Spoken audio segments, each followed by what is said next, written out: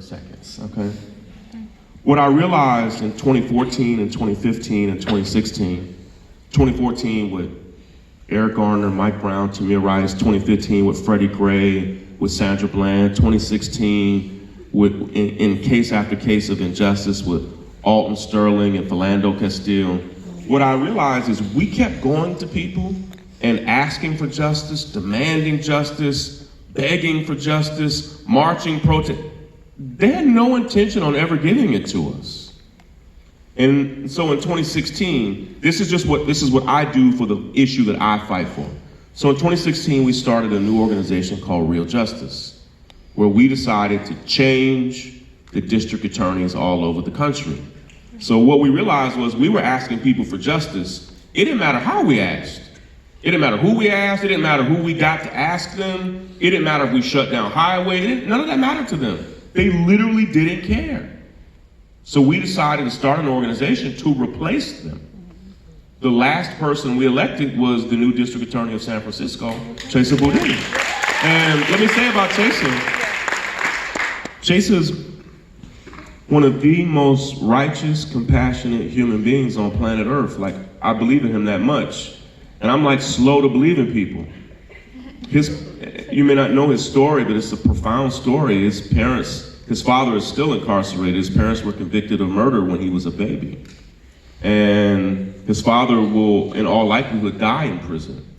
And Chesa grew up a child of incarcerated parents in a family that was ostracized in the country and seen as dangerous. And it gave him an acute sensitivity to mass incarceration. He is now the CEO of the San Francisco justice system. That's it. Now, will he be perfect? Is he a savior? I don't believe in that. But all of a sudden, when you have him running the system, it's a game changer. Well, our organization, Real Justice, we helped elect the new district attorney of Boston, the new district attorney of Philadelphia, of Jackson, Mississippi, of San Antonio, of Contra Costa County here in the area as well. And so one way that we're changing it is to radically change who's in the system. The greatest fear is that once those really revolutionary people get in the system, they then become just like the system. So we've now basically said we have to find Chesa Boudins, basically, who are immovable, who are so deeply committed to their values that being elected won't change them. That was the hope with Barack Obama. And, you know, that he had a very revolutionary personal story and a history as an organizer. And I think what we found with Barack Obama was that his humanity was revolutionary, but that the House, the Senate, the presidency made him very normal when it became political. His policies were just basic and normal.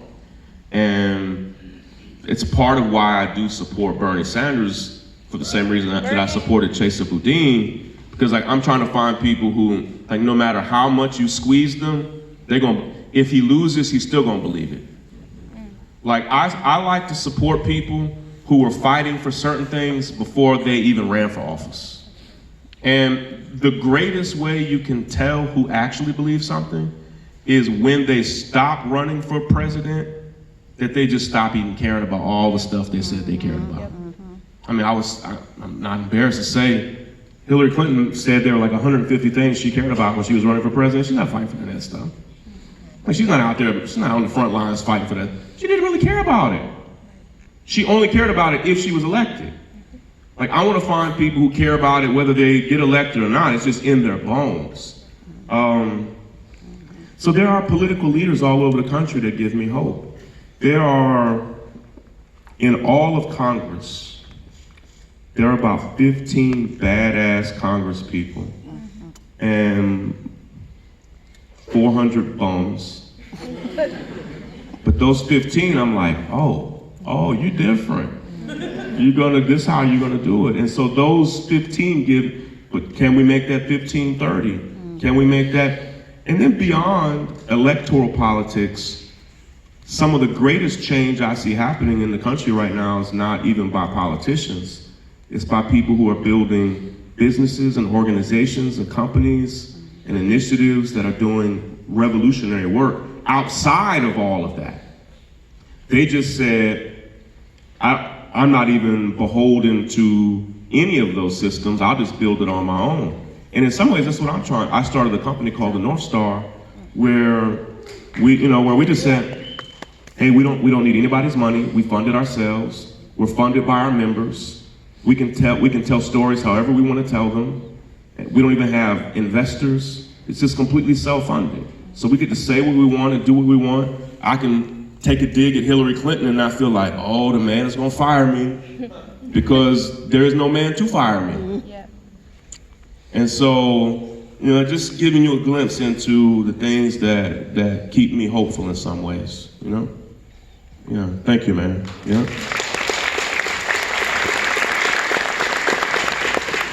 Hello. Hello, how are you today? Good. What's your name? Charmaine Robinson. Hi. Hi, it's nice to meet you in person.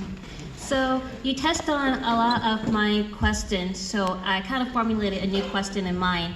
And so you say a lot about change. We heard that every day, change, the importance of it, but we don't really hear how to implement it as young individuals who are still getting our start in college, accumulating all of these student loans, and just trying to basically make it out in the world. Yeah. Where can we even start? So, well, let me say, my middle name is Student Loan. It's not like a pain that you have that I don't have. I have it too.